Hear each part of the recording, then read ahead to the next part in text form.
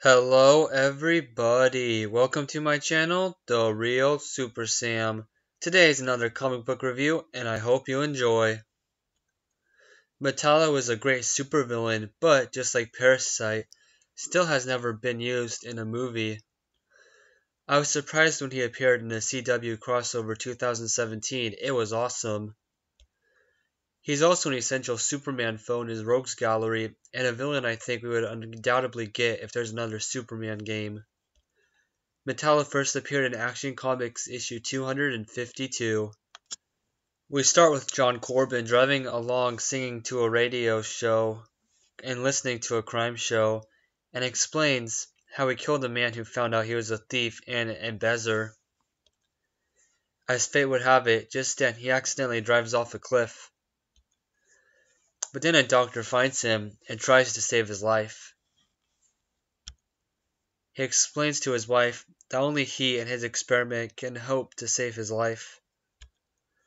After days of surgery, the Dr. Vale explains that he has turned John Corbin into a robot, but he still has his human brain and fake skin covering the metal parts.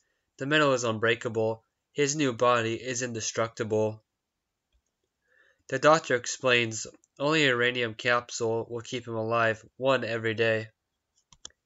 A meteor then causes an avalanche that gives the doctor a stroke. Corbin then realizes that he has super strength and gets a job as a reporter. Clark Kent realizes something's up when Corbin shakes his hand, and Clark must act like he's hurt to put no suspicion that he's Superman. Corbin then feels weak and realizes he needs more uranium capsules or he'll die. Then a distress call from an underwater submarine with no more air goes out and Superman's on the case. With Superman distracted, Metallo strikes at all the places where they carry uranium capsules. Lois Lane is working on a story, and the mob she's going after is trying to shut her up. They even try to gun her while she's walking down the street with Corbin, and the bullets bounce off him. Lois mistakenly believes he's Superman now, and Corbin is silly to argue with that statement. Corbin decides to dress up as Superman to fool everyone now, since he has unbreakable skin. But that's just so that he can rob them afterwards. But there can only be two Supermen before long. The real Superman shows up to stop Metallo. But overall, Metallo gets away and heads back to the doctor, who reveals the second source of power for Corbin's body, kryptonite. Now that Metallo has it, he intends to use the kryptonite to kill Superman. He hides in the museum with the kryptonite, then traps and makes him feel weak. Metallo decides to now leave, and Superman, for the first time he says, is able to conquer his weakness of kryptonite. When Metallo returns, his shirt accidentally rips and Lois discovers he is Metallo, and so Corbin decides to try to kill her.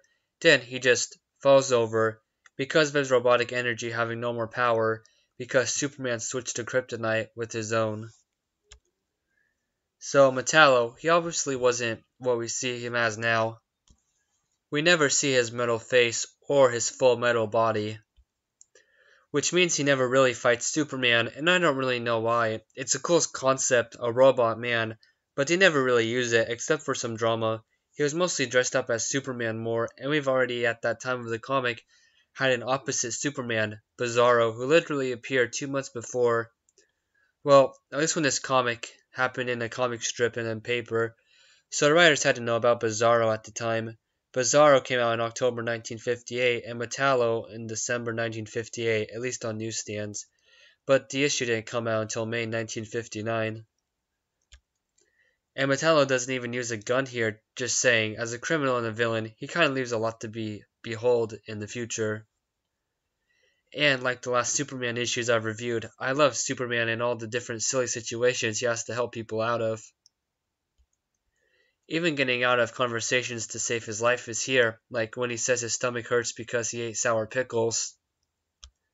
I haven't read every Superman comic, but this one seems essential, and I'm serious, it's the first time he conquers kryptonite, and here it seems it's the first time someone puts themselves in danger just so Superman can save them. Superman accidentally gets mad at this, and he tricks the girl into thinking that he did not save her, and that she was saved by luck. I was surprised that Superman actually got mad, and for a second I thought he was thinking that he wasn't going to save her. I feel everyone would consider Spider-Man a menace if no one knew that he saved the person who put themselves in danger for him. But Superman, the people are logical, and realizes he didn't have to do anything.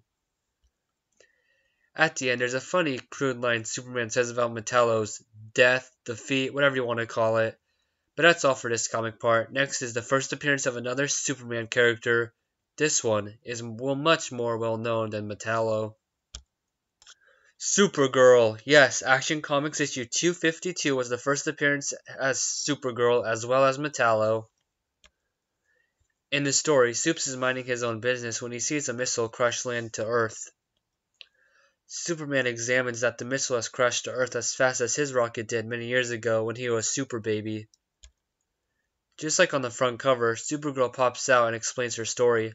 Something I have to mention, her costume color changes from the left to the right panel. It was white and yellow, now it's blue and red. Maybe it's just this picture.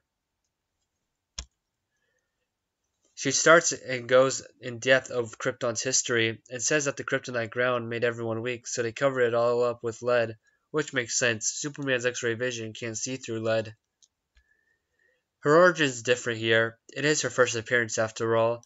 The inhabitants of this part of Krypton, which broke off after the main planet exploded, and now the people are living on this chunk floating in the galaxy. This chunk of planet will die because of all the radiation in the air. Supergirl's parents see Earth, Metropolis, and most importantly, Superman. Then, she got shot here to Earth in the ship. Suddenly, they figure out that they're cousins. Supergirl obviously has all the same powers of Superman. At the end, Supergirl stops and reports that she wishes someday she becomes as big a hero as her cousin, Superman, and that she's proud of him. The two of them in this story don't fight any supervillains. Instead, Superman actually puts her in an orphanage. Geez, Superman, great job. It's really weird here, and I doubt that everyone knows about this plot point in her original origin. In the city she protects is Midvale. This is a bit disappointing origin. It establishes her as a superhero automatically. I mean, I guess they did the same thing with Superman, but still. Also, I'm a bit disappointed she doesn't fight any like robbers or any regular people, but I get it. In fact, the writer probably were just testing out how another Superman character from his past would fit in with the audiences. I give this comic a 10 out of 10. Metallo and the action left a lot to be desired, but the best part, surprisingly, was Superman saving people and flying around in the comic, not Metallo or his origin or Supergirl's.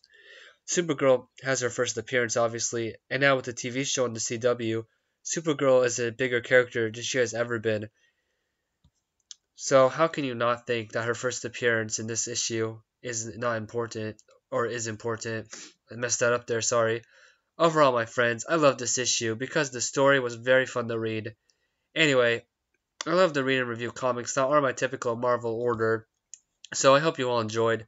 Please leave suggestions of other comics to review down below. Please remember to like, comment, and subscribe, and have a good day.